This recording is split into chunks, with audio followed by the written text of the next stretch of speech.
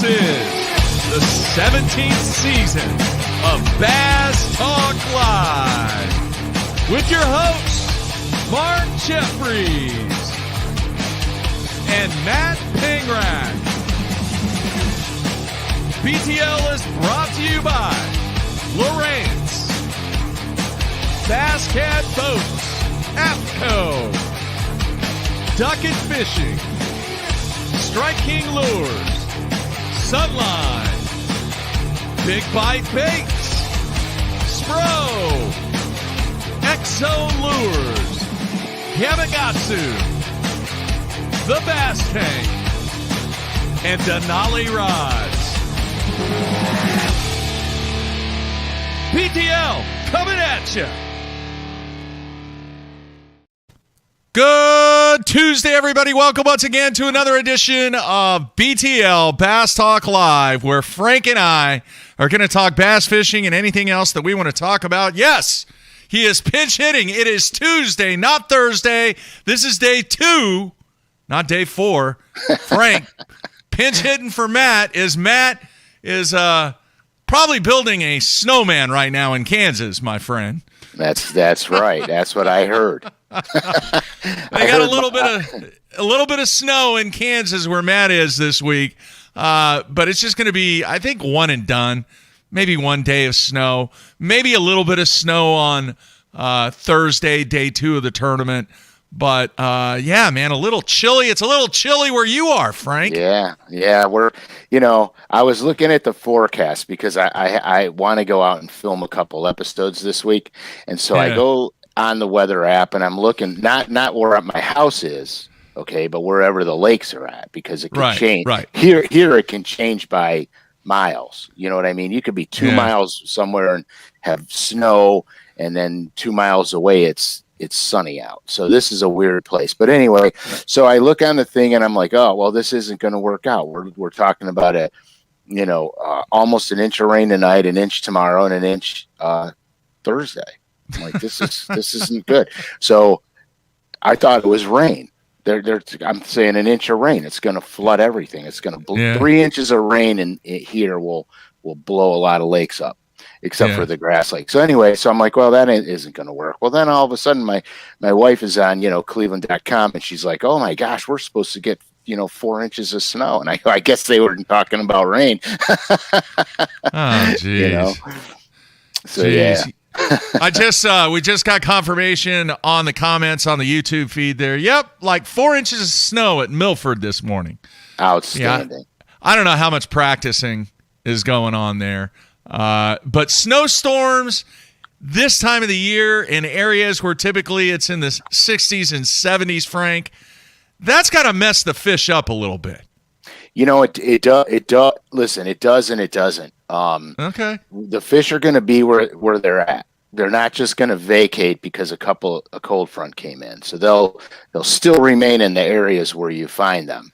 The bite might be a little bit slower, but they're still going to remain in those areas. I mean, I've fished in literal snowstorms before and caught them like it was my job. It happened to me on Lay Lake. It happened to me, believe it or not, it happened to me on Smith Lake.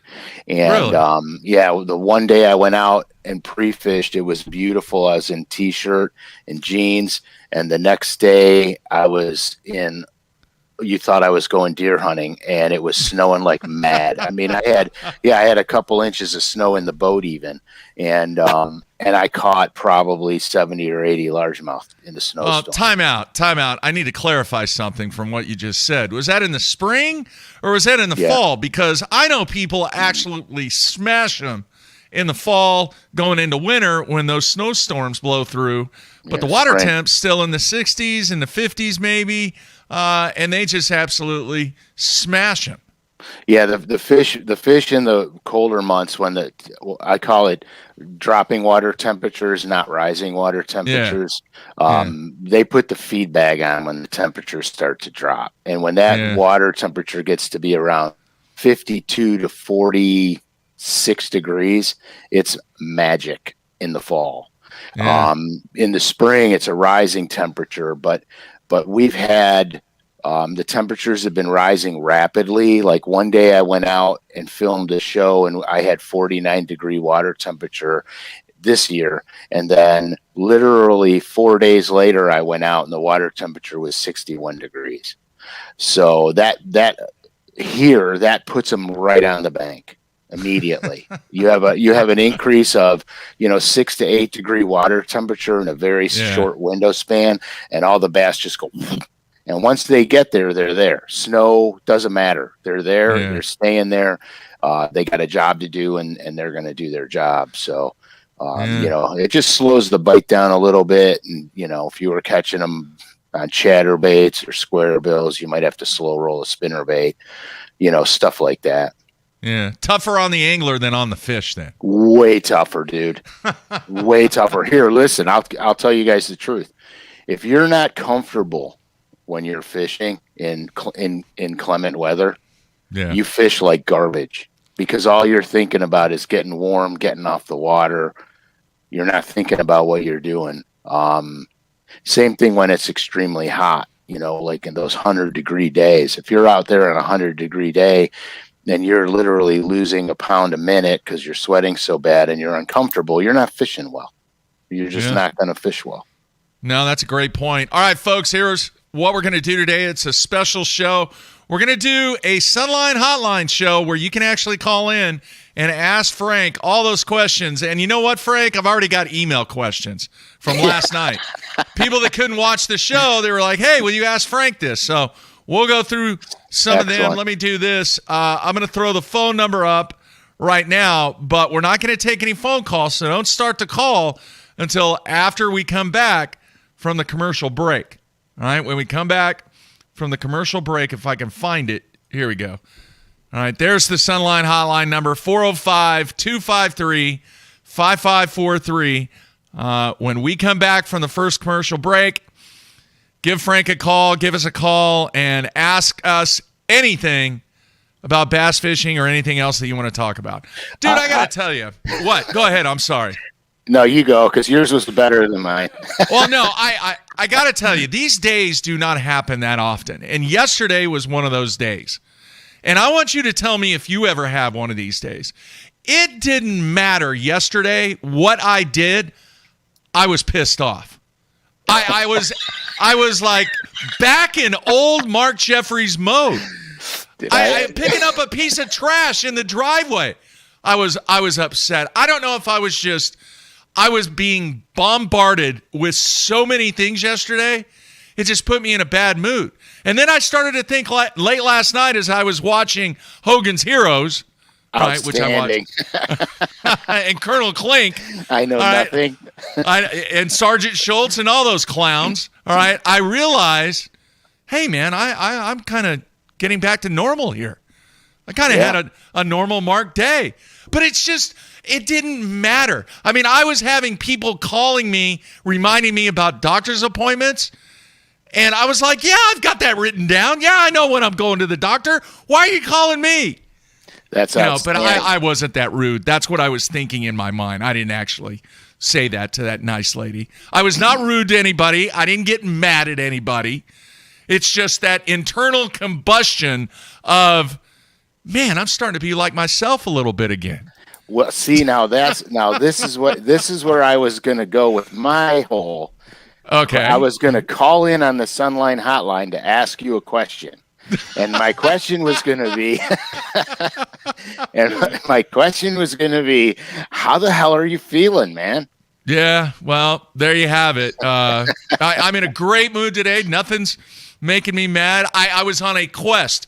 You ever get on these quests where you have a boat part that is no longer made, especially with what you have, and you're calling like 50 different dealers across the nation trying to find one part, and then finally you get to a guy, you don't need that, man. Here's the workaround.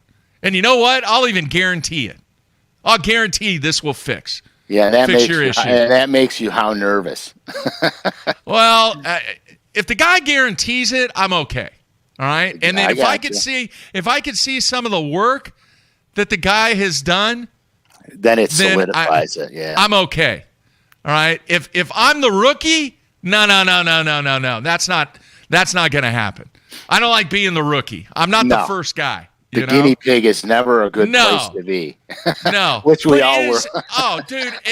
And the other thing is you get so fired up because the person tells you, yeah, I think I got one of those. Let me go back and look on the back shelf real quick.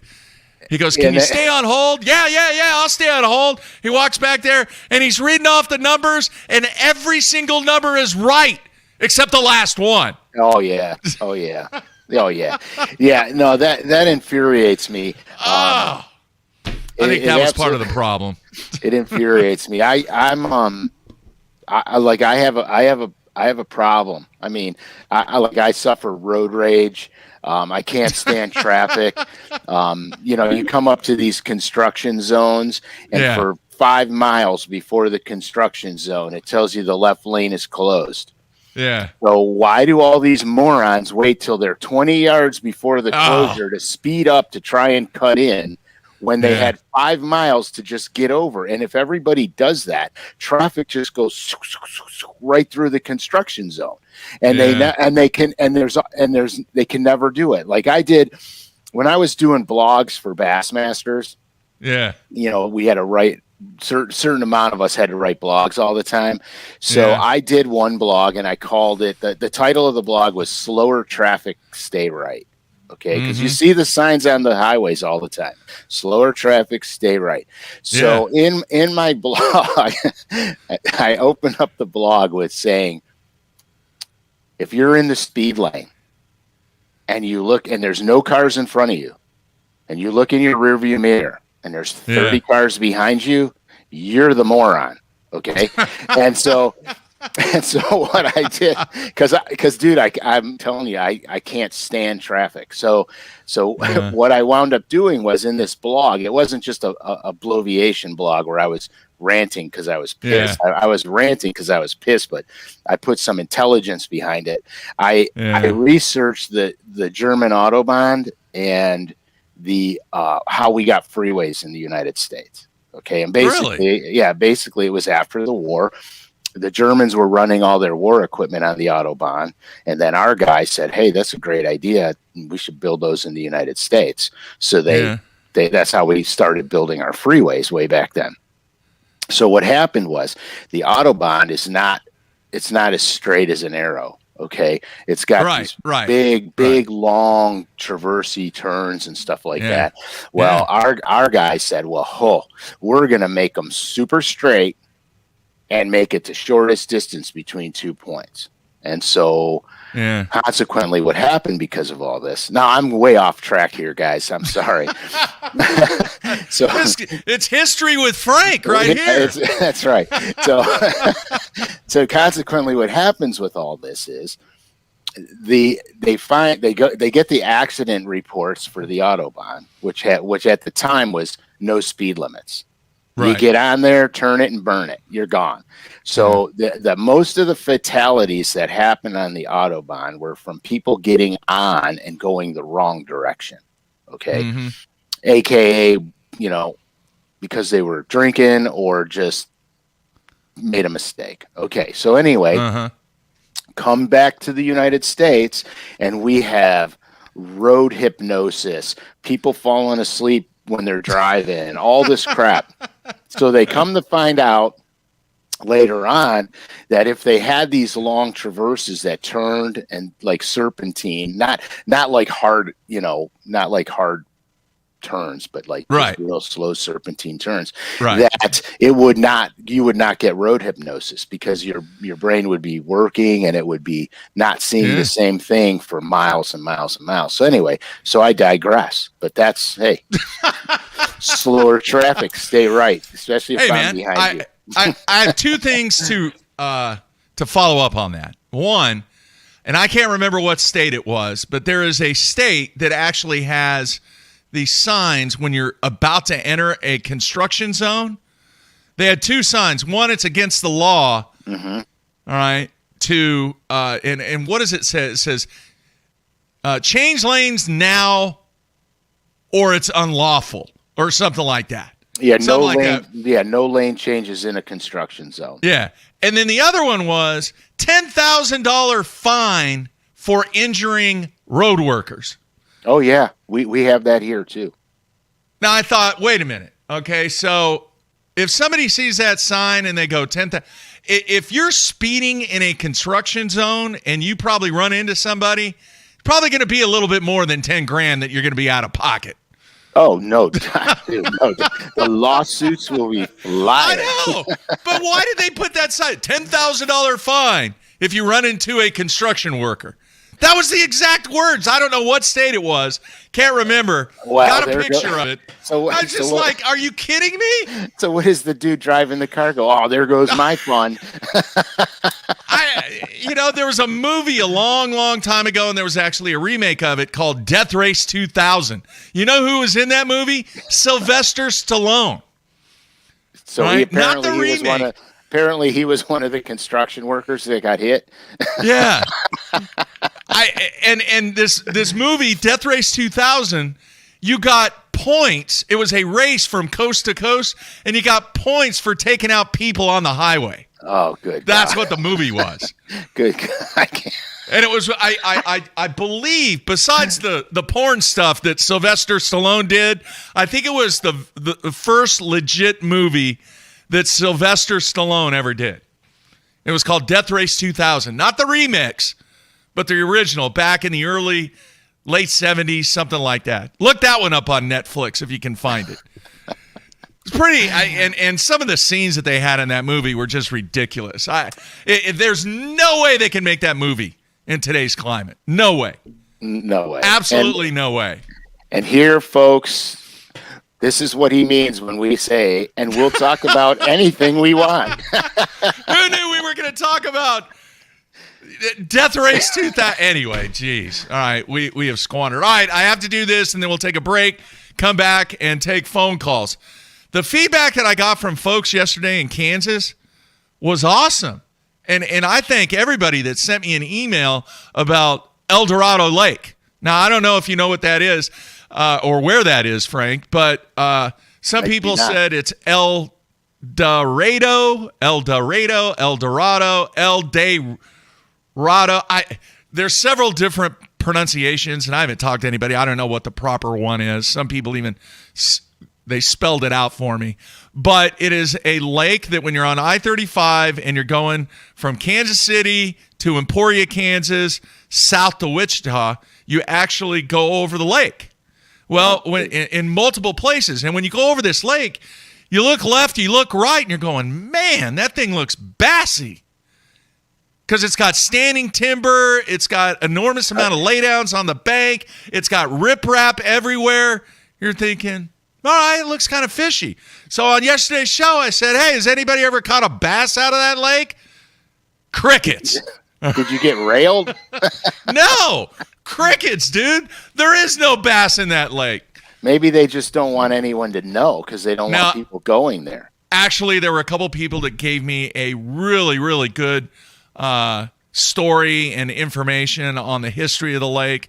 And I think there were, I'm trying to read some of the people. There was Eric, there was Jacob. Let's see. What is it, just a stingy lake?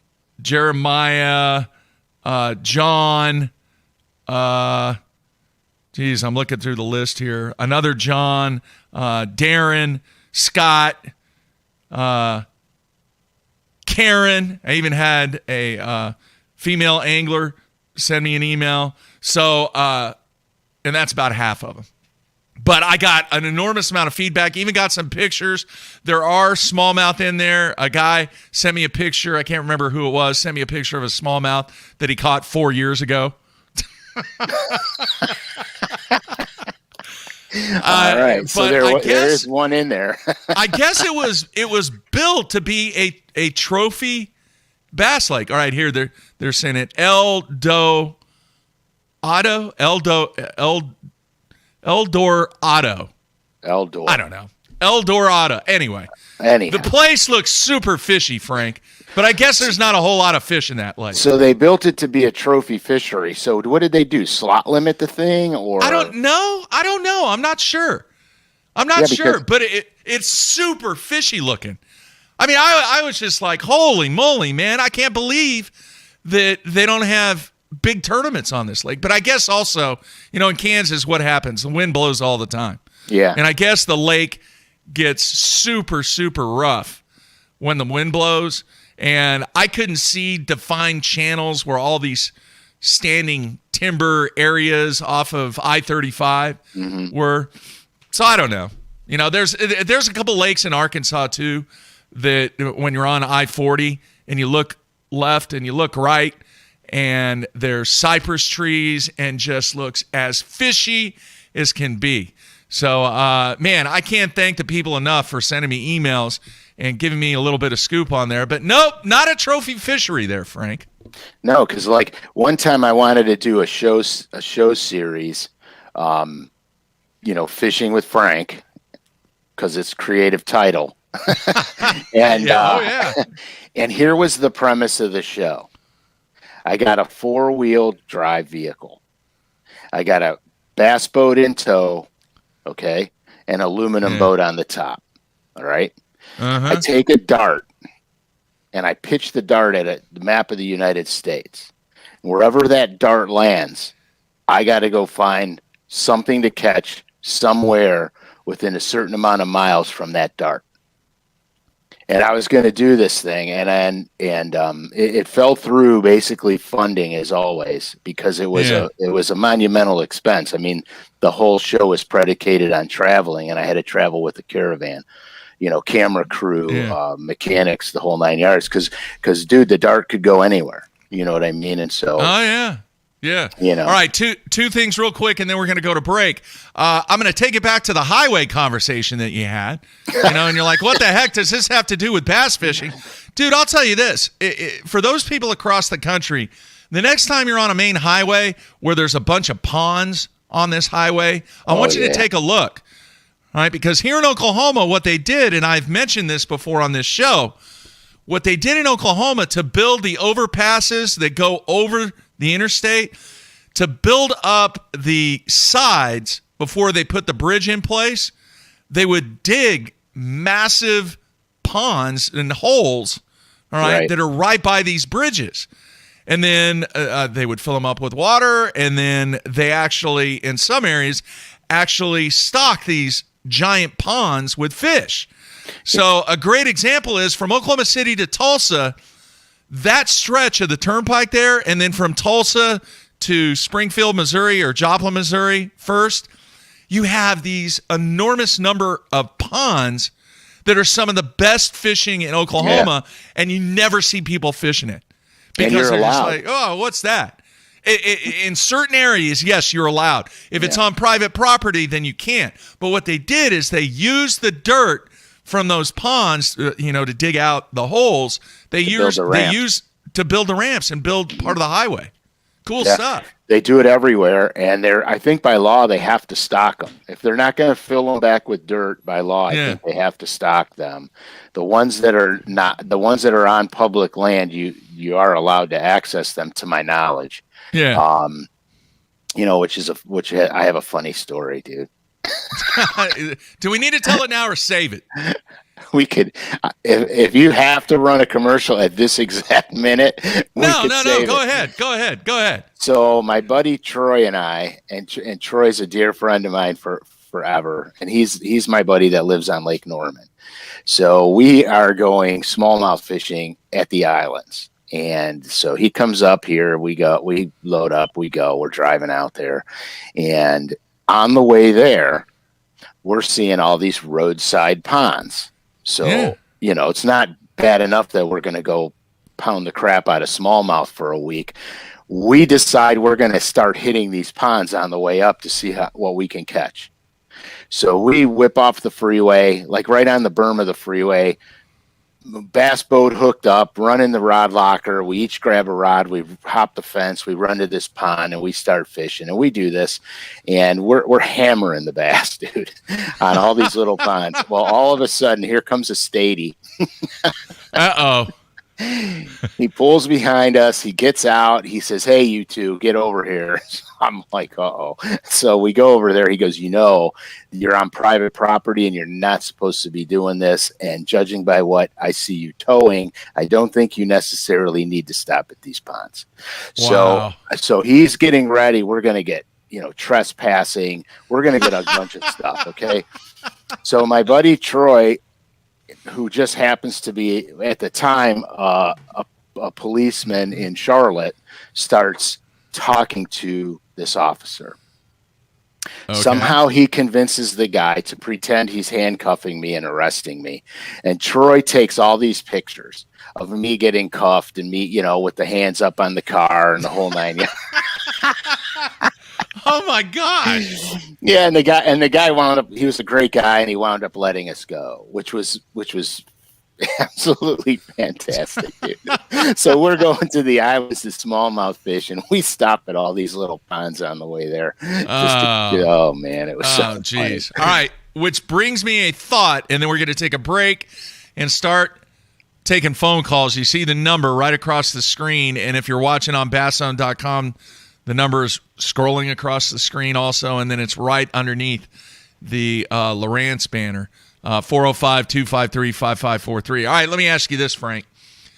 The 48 states, not counting, obviously, Alaska and Hawaii, do you think, what is the quickest in number of days do you think that somebody could catch a bass, either a smallmouth or a largemouth, in all 48 states? Okay, so are you going to go, shoal bass, all those any kind of what would be classified a bass in a tournament situation, not stripers, not sand bass or any of that. I'm talking what time frame? Yeah, how many days do you think it would take? It would be a quest. It would be a quest. I know. And do you recall, and fans out there, do you recall anybody that has ever tried to do that? Like 60 bass in 48 states in 60 days or whatever. I don't know what you call it. I thought there was some guy that actually tried to do that. 48 states, 48 fish in how many days? Dude, how many days do you think it would take? Well, I couldn't tell you because you have to realize something, that you have to travel from state to state. I know. That's what I'm saying. So if you were a smart dude, you would take the corners of the states where they intersect with other states. So all you'd have to do is hop corners. You wouldn't have to drive through the entire state.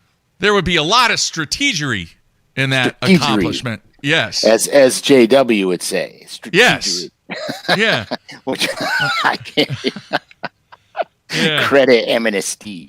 All right, they're saying that somebody on YouTube has a YouTube series on somebody's trying to do the quest.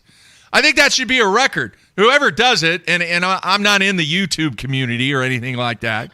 I think it would be cool if somebody established a number of days, or days plus hours, or whatever the benchmark would be. And it would have to be verified. It would have to be verified.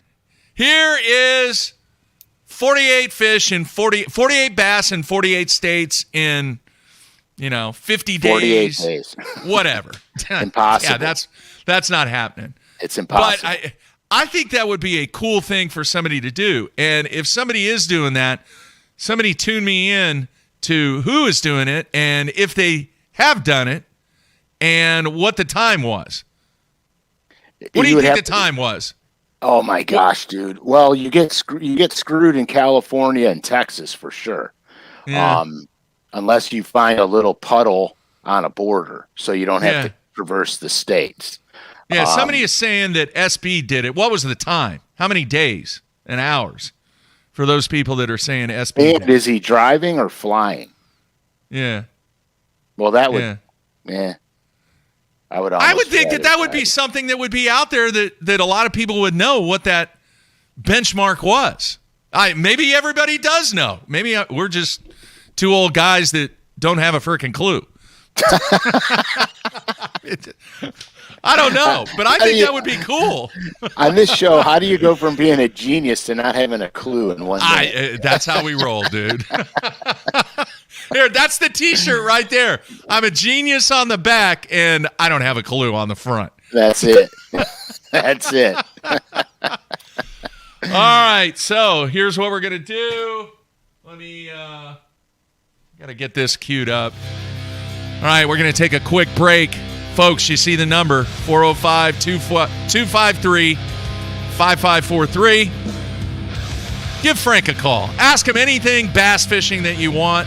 Heck, you can ask him anything about anything that you want. I don't know if he'll answer, but you can ask. All right, coming back with phone calls. Oh, by the way, real quick, before we go to break, if you do call, remember, you have to ask the question, then hang up and listen. And also, please do us a favor, turn down your volume when you're on the show live, because we get feedback from your speakers. So, all right, short break, coming back with the Sunline Hotline. Everybody stay tuned here on a Tuesday.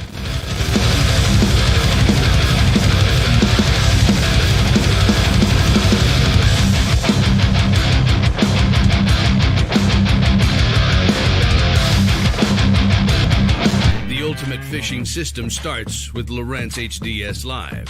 The best fish finding tools, from chirp sonar and fish reveal to active imaging and new active target live sonar, and complete touchscreen control from your trolling motor to your big motor.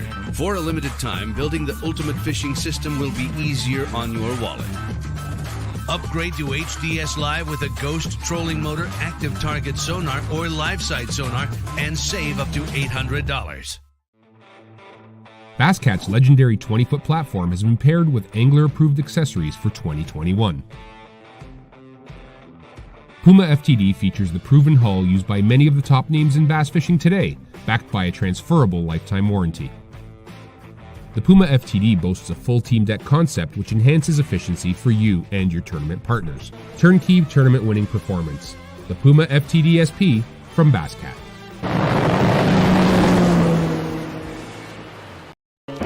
Utilizing my experience, utilizing my time on the water, evolving as an angler, and that evolution should never stop. You have to do it every day. From when you wake up in the morning, you got to be thinking about changing, continually changing every minute, every cast. That's really the premise of fishing the moment. Everyone, Brandon Polnick here. People always be asking me what I got tied on. And I'm like, X-Zone Lures. And they're like, Brandon, why you got X-Zone Lures tied on? And I'm like, let me show you why. The bite. Get out of there. Get out of there. Oh, yeah. Oh, it's pretty big. Get in here. Oh, God. Giant. Oh, my gosh. Oh, my gosh. I think you get the point.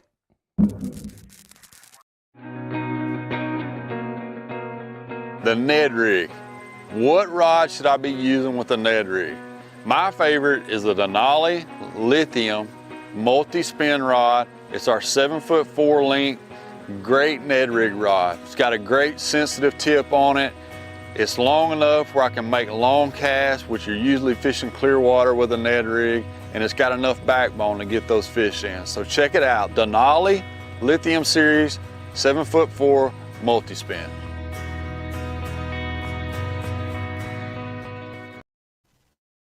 Guys, what makes our Spro lures beat the competition? I mean, you have to admit, we nailed it with my mixed sticks and rock crawlers. Man, we've all won money on my plugs. My Wamick shot put fish in my boat. One thing's for sure, we all count on our Spro lures to beat the competition. Designing cutting-edge baits with some of America's top anglers. Spro lures beat the competition. To see the entire lineup, visit a retailer near you or spro.com.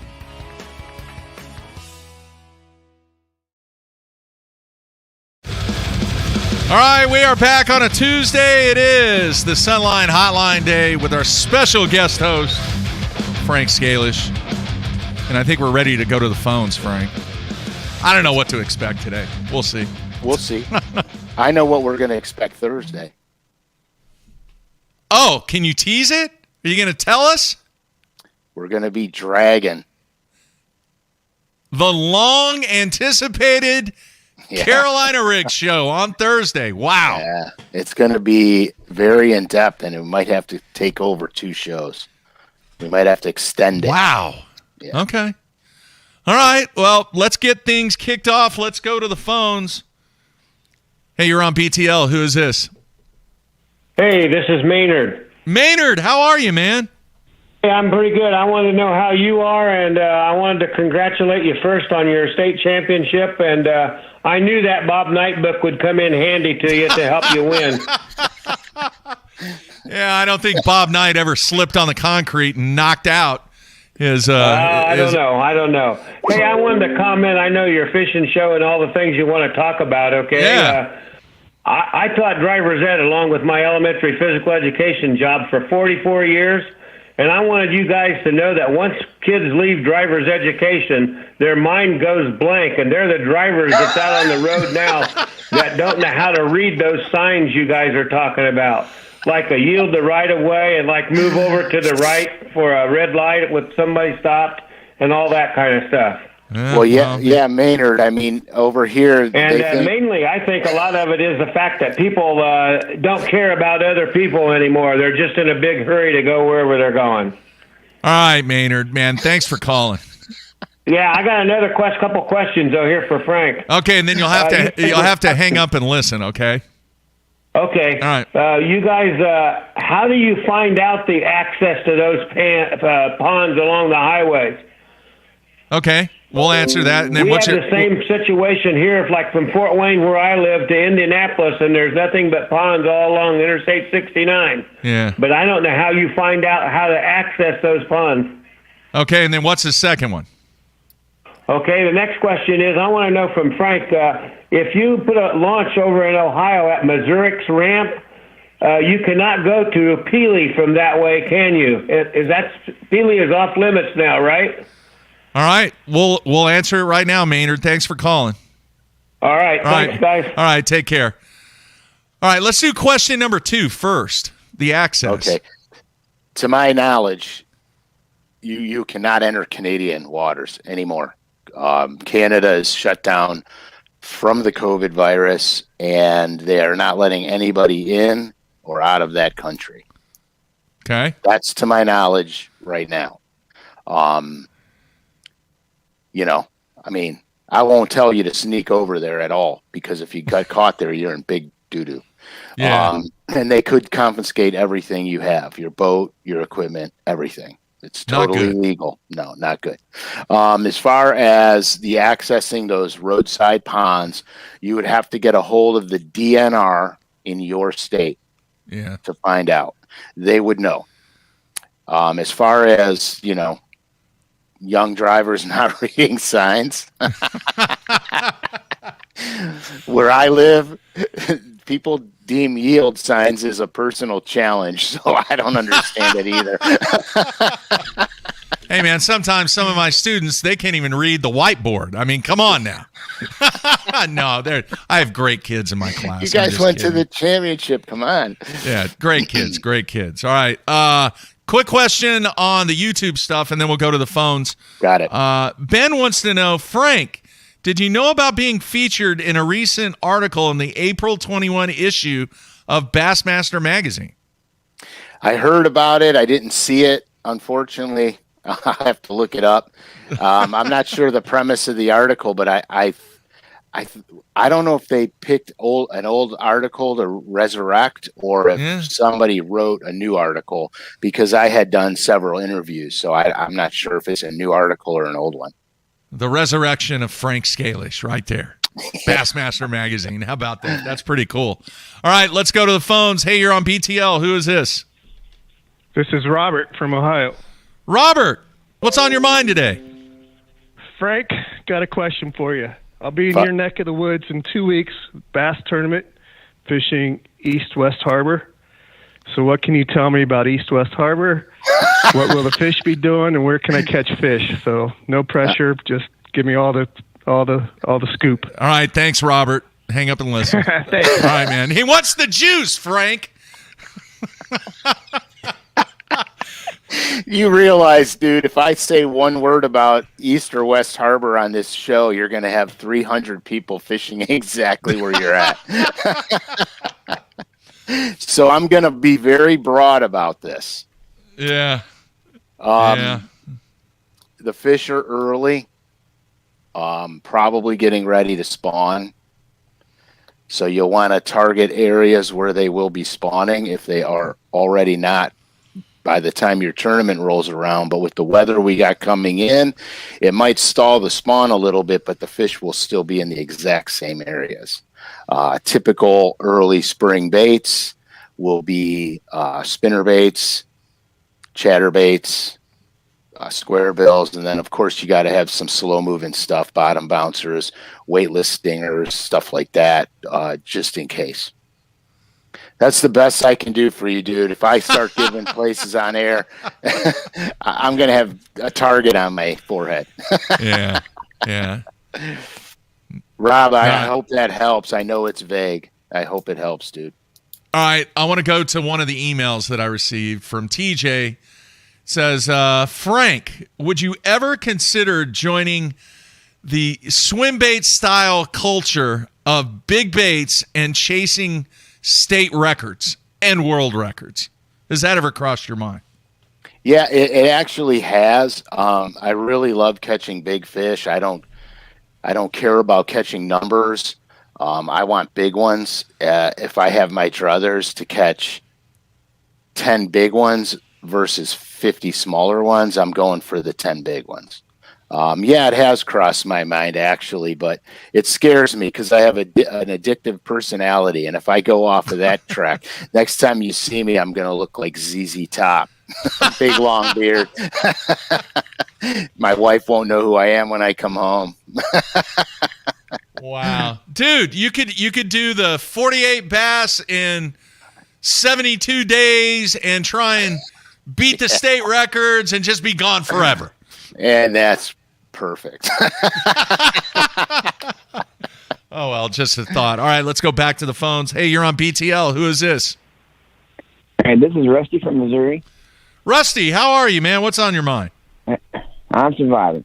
Hey, could Frank just give a quick breakdown? I have a problem understanding this line-specific stuff with, they say to downsize your line to throw like a DD22 to get down deeper and all that, but I have problems when I do that, to downsize the 6 and 8 pound test. I always break my damn lure off. Can you go into details on different dynamics of the line and how it affects the lure and what would be the best line to use to get a crankbait from, say, 8 foot down to 12 foot? Okay, got it. Thanks for calling. Thank you. All right, man. Frank, what's the word? Rusty, love this question because it is very often misunderstood. You have to match, first off, you have to match line size with the type of bait you're throwing and what you're doing with that bait. You can get a DD22 on 6 and 8 pound line. You can get that bait down to 17, 18 feet, but you're going to break off almost every single time you crawl it through cover or hook a big fish when you got to reel in and pull back on them to get the hooks in them. So there becomes a point of no return on this. So here's the general rule of thumb that I follow. I always crank with 12-pound line to start, always, because 12-pound line is going to get me in the range, the closest range that the crankbait box says the crankbait's going to dive on, okay? Then what I do is, if I need to go deeper, the least I'll downsize to is 10, because 10 starts to freak me out too, because my crankbaits are doing damage down there. They're always walking through something. And then knowing that I can go up from 12. So if you go from 12 to 14, you lose a little bit of depth. Usually it's about 6 to 8 inches. The 12 to 14 is not a huge jump, but 12 to 16 or 12 to 17 will knock about 1.5 feet off your crankbait. Okay. That's generally how I do it. If you want more depth out of your crankbaits using 12 or 10 pound fluorocarbon, you have to have I throw a Powell 7.9 a 795. It's almost an 8-foot cranking stick. And then I have an old pile that's actually 8 feet. And then they have one a 7'11". The reason I'm talking about these lengths is because the farther you can cast, especially if you're ledge fishing, the farther you can cast, the deeper you can get the bait down. And that's the key. When I use my 12-pound line, that's my key.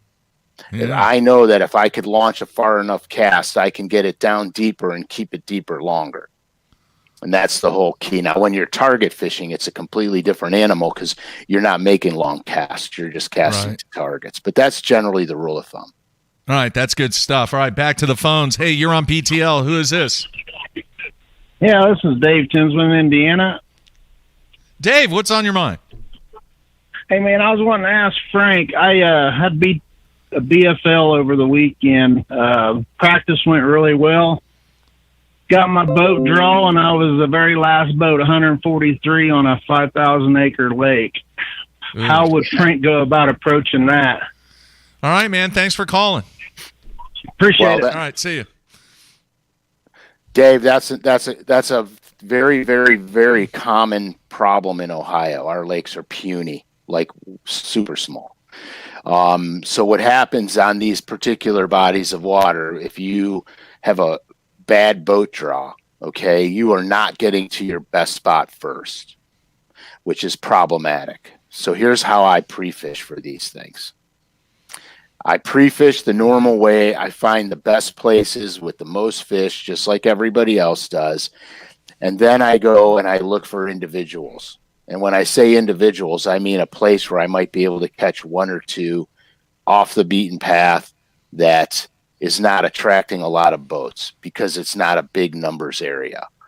And so when I run to my best spot first, if somebody's on it, I go to my second best spot and so on until I have an opening. If everything is all piled in with anglers, then I start running my individual fish. That's how I used to do it here when I fish locally all the time. It's very effective. The one thing I do know for a fact is that the more fish you catch in practice on these small lakes, the less you're catching in the tournament. So I always try never to hook fish, especially if I'm on a soft plastic bite. Like if I'm flipping a spine craw or something, I use a straight shank and I just glue it on a straight shank, or I use a screw lock and just screw lock it in with zero hook at all. So I don't hook these fish. That's the only way you can combat that kind of fishing pressure. Because the one thing I can tell you for sure is that fishing pressure absolutely changes everything. Oh, yeah. Yeah, that's good stuff there. All right, back to the phones. Hey, you're on BTL. Who is this? Hey, this is Rick from Pennsylvania. Hey, How Rick. are you guys? Doing good, man. What's on your mind today? Hey, I'm curious. We got a lot of, newts and stuff in the lakes and the ponds around here in Pennsylvania. I was wondering, for the pre-spawn, if I took a 4-inch lizard and put it on a shaky head or even a Texas rig and kind of threw it around in the shallows, kind of where they're hanging out. Yeah, I would go with the 6-inch lizard over the 4. And maybe set up to throw that down as well. All right, man. Thanks for calling. All right. There you go, Frank. Yeah, Rick, I would go with the 6-inch versus the 4-inch just because of the larger body profile, displaces a little bit more water, gets the fish's attention a little better. I've actually snorkeled in some of those lakes, and some of the larva stages of the tiger salamanders they're 10 inches long. And they are fish catching machines. So I would go with the 6-inch lizard. I used to fish a 4-inch lizard a lot, but I found that between the 4 and the 6, there's no difference in bites for me. I generally will flip one, try to use the lightest sinker I can because I want it to just float around down there and do whatever it's got to do. So I'll use the lightest slip sinker I can. If I'm flipping and pitching it, I'll use 14 or 17 fluoro, depending on the cover. Sometimes I throw them weightless. I just rig a hook in there and just throw them weightless and let them sink in that invisible zone where you lose sight of the bottom. It's you know what I'm talking about, especially because your lakes are pretty clear. So you throw it out and all of a sudden it disappears. You can't see the bottom anymore. And I'll fish it in those invisible zones, almost like I would, a weightless Humdinger or something. I'll throw the lizard in the same situation, but it's a very good number one springtime choice. All right, here, I'm going to throw this question up on the board from our good friend JB3. Frank, I noticed 2 weeks ago on Lake Murray in South Carolina, a bunch of bait balls in a pocket. They were tiny shad, not the blueback herring. Will this be a potential hot spot for bass soon? Yeah, John, you know, the crazy thing is it probably is a potential spot now predicated on the season you guys are coming into. Bait fish starts to become more and more important, especially after the spawn. I would definitely be looking into that. I don't know if you saw the bait run in the bank, if you saw the bait suspended in the middle of the pocket. I don't know where you saw the bait to give you a fishing tip for that. But, yeah, I would definitely run in there and check it out. Bass always follow the bait, especially after the spawn. All right, good stuff there. All right, back to the phones. Hey, you're on BTL. Who is this? Hello, this is Andy. Andy, where are you calling from? I got a question. I'm calling from Wichita, Kansas. Oh, there you all go. right, tell me. Wait, whoa. Before we even go to the question for Frank, give me the correct pronunciation of El Dorado. It's El Dorado, Kansas. El Dorado. Okay. Yep, that's how they say it around here. Just how they say, they call it the Arkansas River, but it's actually the Arkansas River. All right, you ever caught a bass out of I can't even say it right. El Dorado. El Dorado. El Dorado. Yeah, El Dorado. I have. I've actually, the marina there, I've caught one years ago, just like, we were water skiing. Yeah, we were water skiing, and I brought my pole down there first thing in the morning and caught one off the marina. But actually, there's a pretty good crappie bite out of there. And anyway, but that's funny. But my question for Frank is, I'm okay. I'm into the Norman speed clip, okay? And earlier this year, I crushed them on, it was about high 40s, early 50s water temperature. And, I'm into the speed clip, but, I got so many plugs, man. And my question to you is it water temperature? Does water temperature have to do with it? Because if something that works that good in cold water, does it still do it in hot water? Because you got to snip those things off your plug. Crankbaits are, just a big deal, and the speed clip is a big deal. So I want to run that through again on just a question. So, all right, thanks for calling, Andy. You bet you. Bye. All right, see you, Frank. Okay, Andy, first off, the speed clip is like a snap, okay? So it can be easily removed. You leave it tied on your line and you could change crankbaits immediately. You don't have to put the speed clip on each lure and leave it there. Although for sales purposes, do it. No, you don't have to leave it on the crankbait permanently. As far as your question on the crankbaits that work good in cold water, yeah, they absolutely do work good in the summertime. In fact, I throw my Normans year round. The thing you have to understand is the location will be vastly different as you get farther and farther into the summer. And then there will be a point in time towards the end of the summer where the bait starts to suspend off the structure.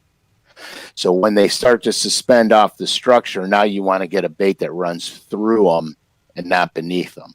So it's just going to be a matter of determining which lure is going to run through the school and not beneath the school.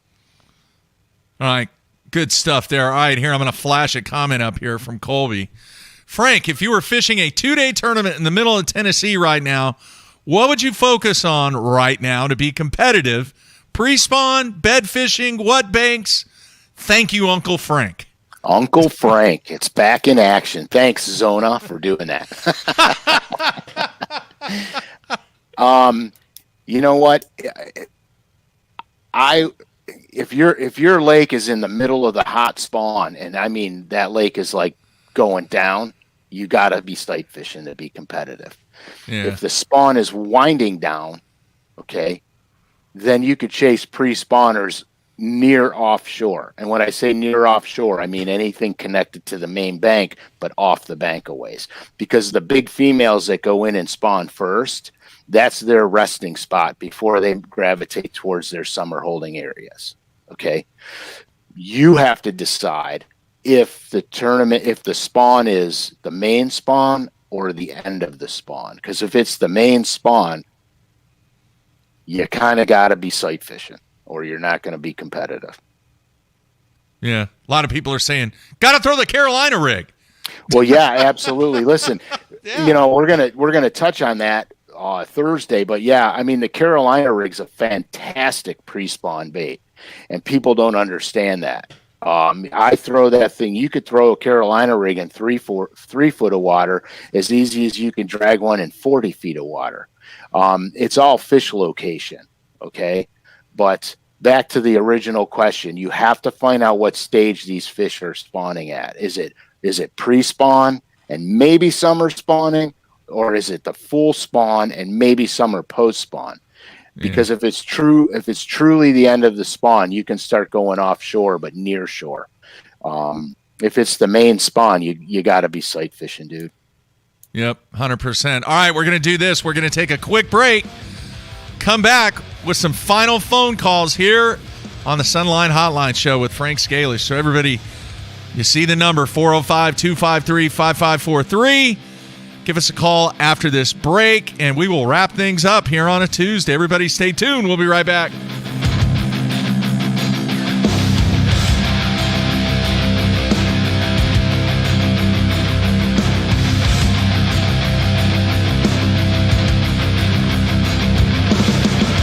Let's face it, fishing electronics are no longer an afterthought. They've become a necessity. And at the Bass Tank, our experts match you with the right electronics, provide professional installation, and educate you to help maximize your catching results while providing support along the way. Because let's be honest, it's about catching, not just fishing. And when you're ready for better results, join the Bass Tank team. Visit us today on Facebook or go to thebasstank.com.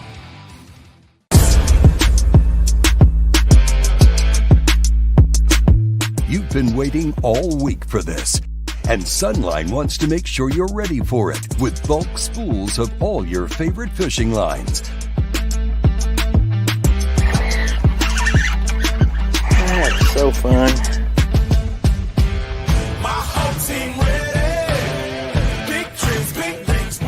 Bulk up with Sunline. Big companies get bigger and bigger and talk about their fancy labs where they study fish behavior, but then they all go golfing on the weekend. We don't have a large laboratory to test baits. Why, you ask?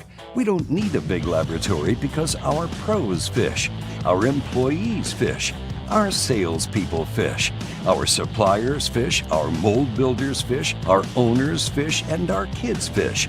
This is our laboratory.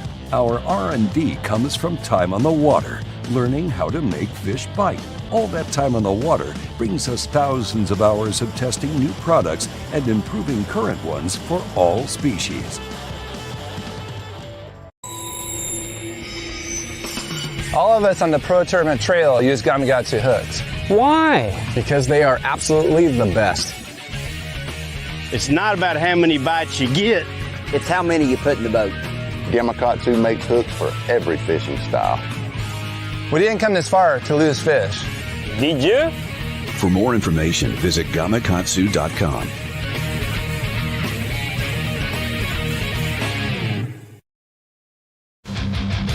All right, we are back. Wrapping things up here on a Tuesday. We'll take a few more calls here for Mr. Frank Scalish. And a question from the instant feedback from Blake in Georgia, Frank. It says, ask Frank how he determines to stay shallow versus deep when it gets to the post spawn. What are your thoughts on that? Well, when it gets to the post spawn, basically I'll start looking shallow, offshore shallow, close to the shoreline, things connected to the mainland. If I start catching fish there and maybe they're not the right size, then I'll start to back up and I'll start to look for deeper stuff. If I start in that shallower zone and I don't catch anything, then I immediately go deeper. If I don't catch anything deeper, then I got to go back to the bank. So it's really a process of elimination, but you have to make sure you're picking the right structural elements also, because fish don't occupy every bit of the water column. So the better you are at deciphering staging points after the spawn, the more success you're going to have. And basically I look for hard bottom substrate, rocks, gravel, things that are right out the mouths of spawning pockets and flats, and then start working my way out from there. What do you like better, Frank? Pre-spawn or post-spawn? Well, pre-spawn's much easier. The fish are way more predictable. You know exactly where they're going. They're going to the bank, so they can't get away from you. So if you're not catching them where you're at, you just got to get closer to the bank and you can catch pre-spawn. Post-spawn's a little tricky because post-spawn doesn't happen at once. As the females start to vacate the bedding areas, theoretically, that's the beginning of the post-spawn. The males will stick around and guard fry for a while. So if you're going to run fry guarders, most of the time you're going to catch the smaller males. So I don't even monkey with that. I just go look for the pre-spawn females. We talked a little bit about it last Thursday. I think we were talking about the shad spawn. Yeah. Is that a time of the year that you really like? Do you really like targeting the shad spawn? I know it doesn't last that many days. I mean, heck, you may hit it one time during a tournament, one day, depending on what the stage is. But what are your thoughts about the shad spawn? Yeah, I mean, the shad spawn's really cool. If you're fortunate enough to be involved in it, those fish have one thing on their mind and one thing only, and that's feeding. So there's really no guesswork. You'll lob a spinnerbait in front of their face and they're going to chew it. I mean, it's just what they're feeding on. They're feeding on shad. So it's pretty sweet. Funnest time of the year, man. One of the funnest ways to catch them. Especially, we talked immensely about the spinnerbait last week. But that is one of the funnest things to do is get that spinnerbait bite when the shad spawn's going on. Yeah, Pretty cool. It's fun to throw a spinnerbait because you're covering water, you're doing a lot of target casting. Yeah.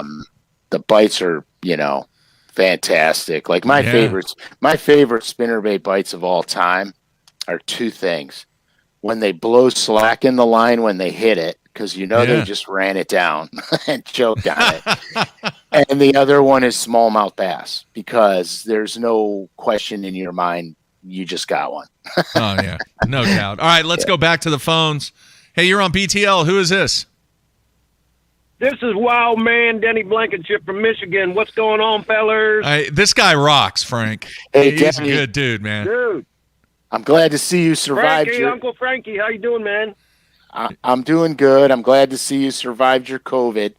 I don't know if Frank can hear me or not. He can't. He can hear you, but you can't hear him. He said he's glad to hear from you. So, what's on your mind today, man? Yeah, I just actually calling to say hello and find out when you need me to show up to Oklahoma City to be a guest host again. Okay, man. I'll be in touch with you on that because you would do a doggone good job for sure. Oh, I've been flooding your inbox like crazy.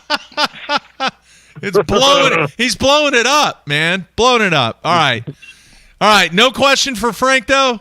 You just called to say hello. No, We're all good. I just wanted to say hello, guys. Let you know we're thinking of you and listening. All right, man. You rock, dude.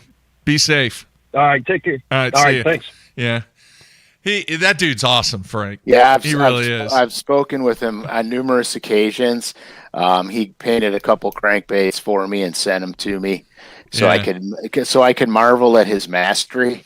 And then and then the other day he had he DM'd me, and he wound up him and his wife, I guess, got COVID, but it seems that they're over it now, which is good. I'm glad to hear that.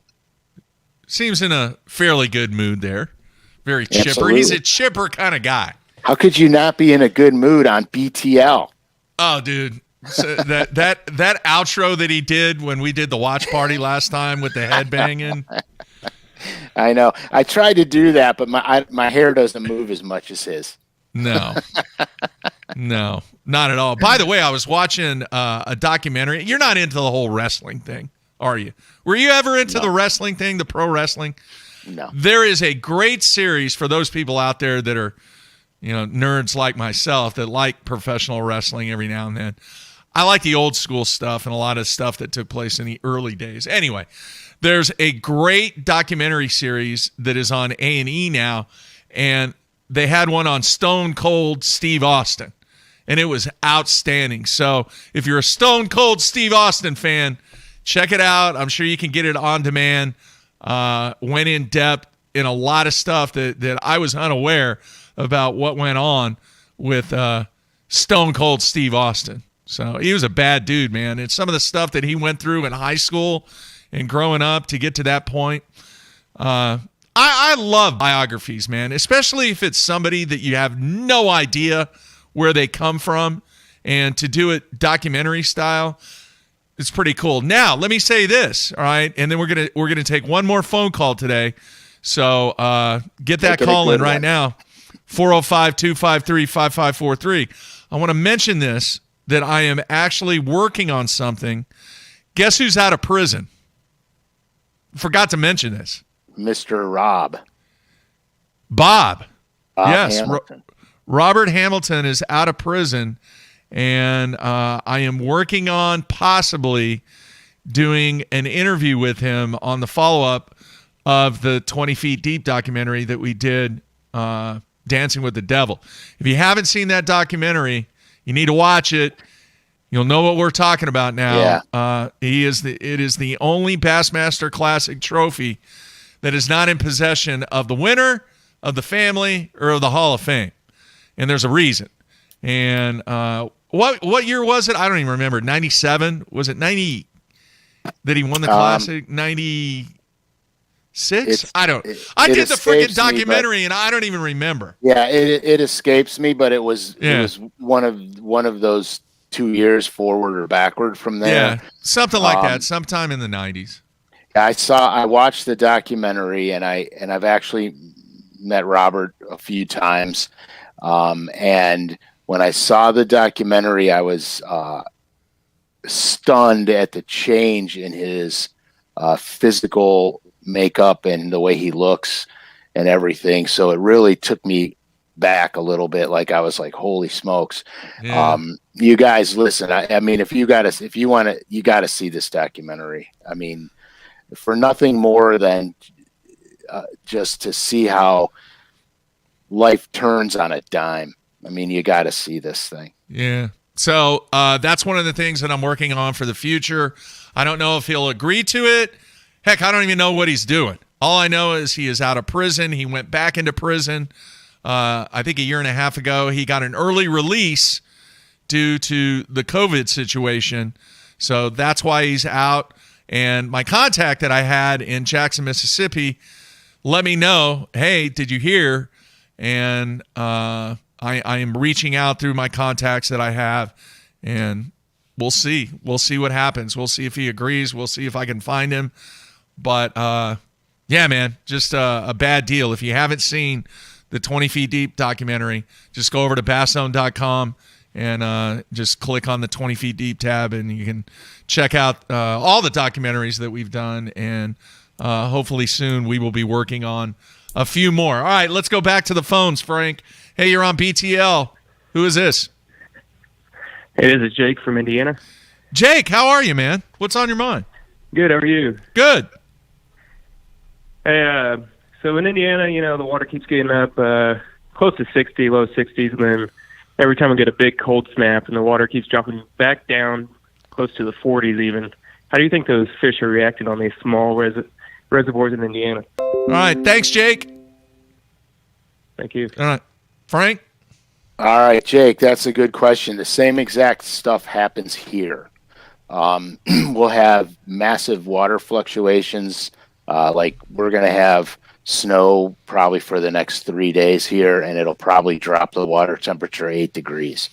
The water temperature already climbed into the 62, 61 degree range. The bass already went shallow, and some of them actually probably even started spawning right now.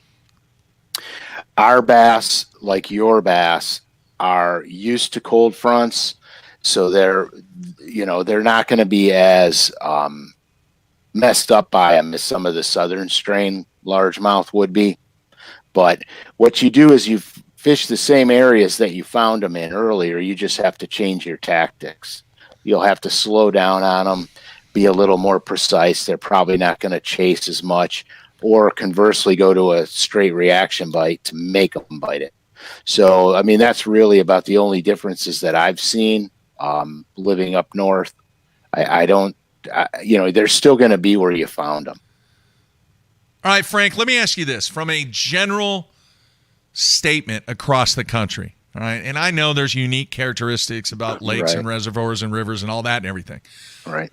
Being a generalist right now, would you say that the month of April and May, those 2 months, are clearly the months that a novice angler can really fine-tune their game from a strategy standpoint, from a technique standpoint, from a success standpoint, to build up the confidence that they need when you really have to apply everything that you've learned to fishing in the late summer, early fall? Agree or disagree? Yeah, I agree with that. See, April, May, most of your fish are coming to the bank. It's easier to find them. So then after, when they're done spawning, if you can stay with them and follow them out, okay, you'll get a really good idea on places and areas you need to start looking in the early summer.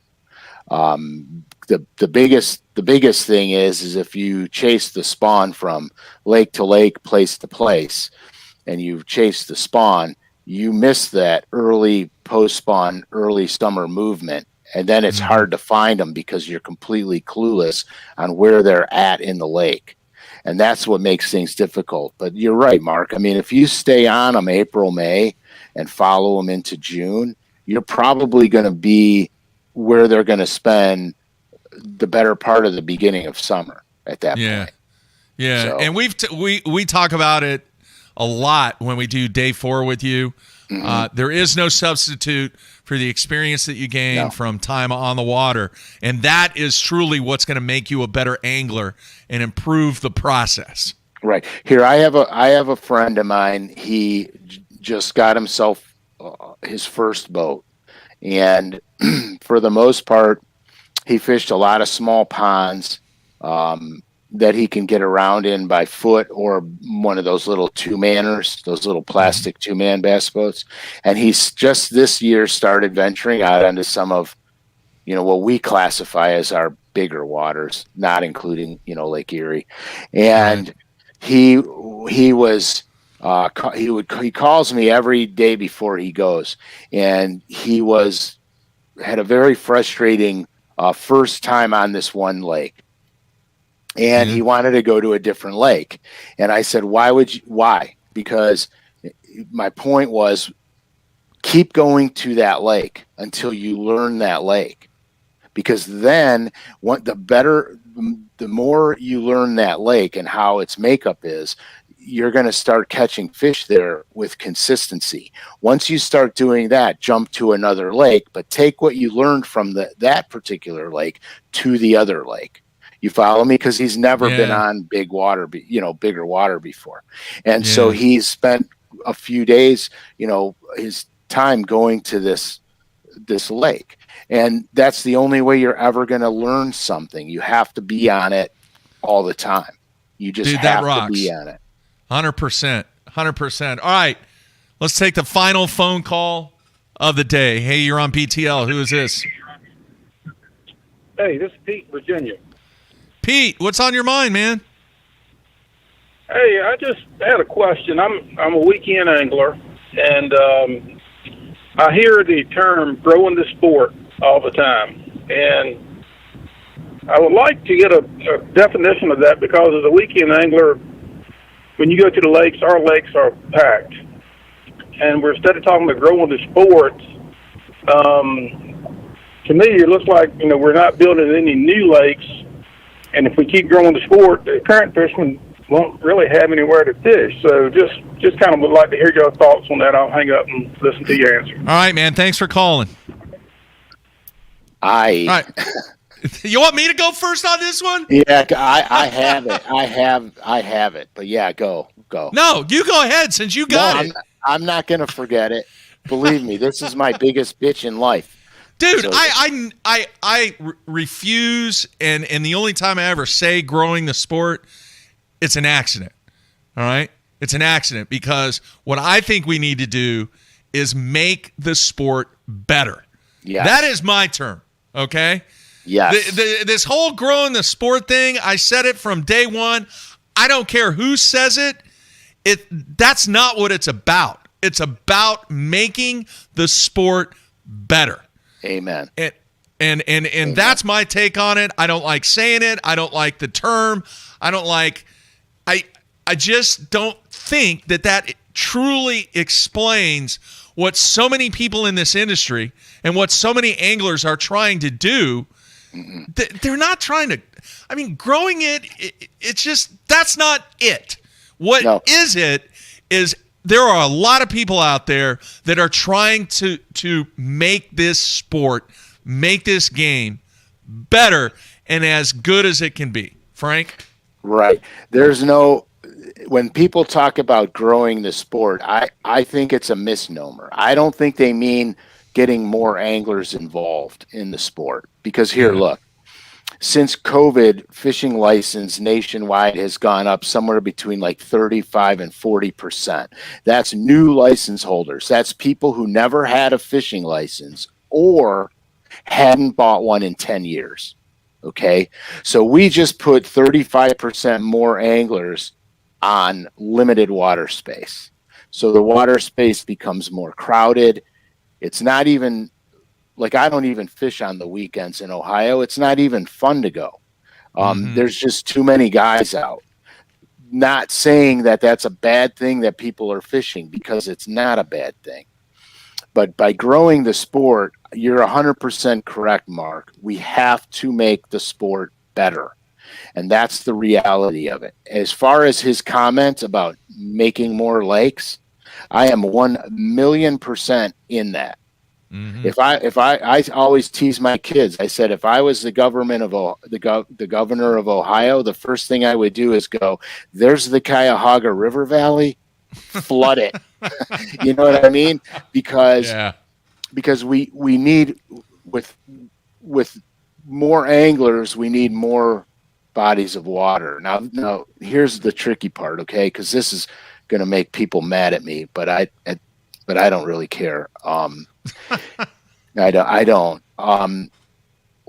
The etiquette on the water today is terrible.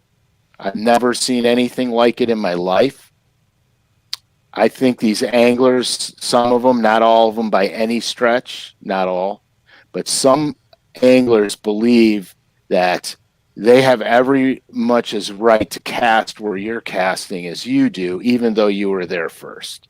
And they have no problem pulling in there and start casting next to your boat to boat. To me, that's ludicrous. I never do that. I've never done that in my entire life. If that's the only place I have to make a cast, I ain't going to catch them anyway. So the thing about it is etiquette on the water would go a long way to relieve some of the tension of what's going on. Now, conversely, that being said, There's lakes we have in Ohio.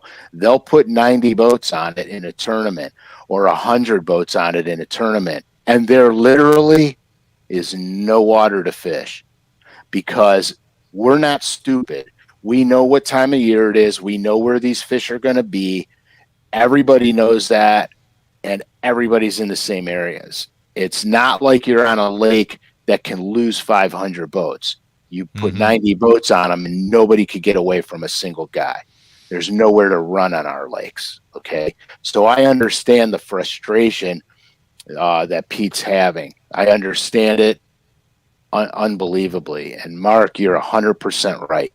We have to make the sport better, and if, God willing, we could put more lakes on this earth, let's do it. No, I'm with you, Frank. And as I mentioned earlier, there are a lot of people that are involved in trying to make this sport better. All right? And be it whatever organization, be it this one or this retail outlet or that retail outlet or that, organization, everybody truly is trying to make the sport better. All right? And we have to all try and do that. Now, where things fall apart, Frank, as you know, we've seen it a zillion years, is a big key to this is something very, very small, and that's communication. Absolutely. All right? I have said this since day one. Until we can get to the point where communication takes place with all the organizations, with all the retail outlets, for a common goal of making this sport better, you're going to get fragmentation and you're going to get what I call silos. Silos of success. You got one little silo over here in this part of the country, but over in this part of the country, things are really suffering. Right? They're suffering. But if you could take what success is taking place in this silo and communicate with all the entities that are involved, now we're working toward a common cause of making this sport better. And I don't know if that'll ever happen, dude. I don't know if it will either because everybody seems to have their own agenda. The silos, man. Yeah, I mean, it's, a lot of the problems I see in where I live, it's just etiquette and common courtesy. Yeah. And that's a problem. If you think in your head, am I too close? Am I going the wrong way? Then you are. If you have to think about it, you are. The problem is you might be the thinker and might be doing all the right stuff, but 10 other guys don't give a care.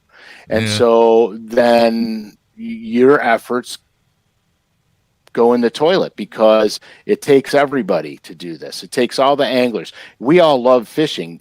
That's why we fish. We all love fishing. That's why we watch the show. That's why we want to learn how to be better at it. Yeah. But there's something that everybody or nobody wants to talk about, and that's courtesy on the water and etiquette. And this has been skirted since my latter days in Bassmasters. Like I had a real problem.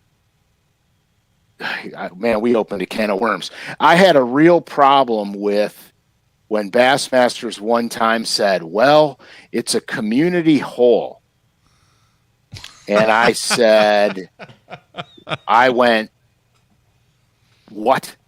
And they go, well, yeah, you can. It's a community hole. Everybody knows about it. I said, that's BS because I said, okay, then answer me a question. Why do you stagger flights? And if somebody's in the first boat, in the first flight the first day, he's in the last boat, the last flight, the second day. Why do you do that? He goes, that's to give everybody an equal opportunity to get to their spot first. Yeah. And I said, well, if you call it a community hole and guys are boat bumping, what difference does it make what flight you get? Because if I was there first, nobody has the right to pull up on me, period. I was there first. It's common courtesy. Well, it's a community hole. Okay, so then why stagger the flight? Why not just let everybody go? Good point, man. And they didn't have an answer for me. Yeah. And it frustrated me because that's when things started getting really frustrating on the water. I mean, I remember a time where if you were doing good in an event, guys left you be. It was your event, man. You're doing good. Yeah. Later on in my career, you're doing good in an event. You just got 15 new friends in your area that weren't there for the first 3 days. So I don't understand when this happened. You know what I mean? But we, as a group of anglers, we can fix this.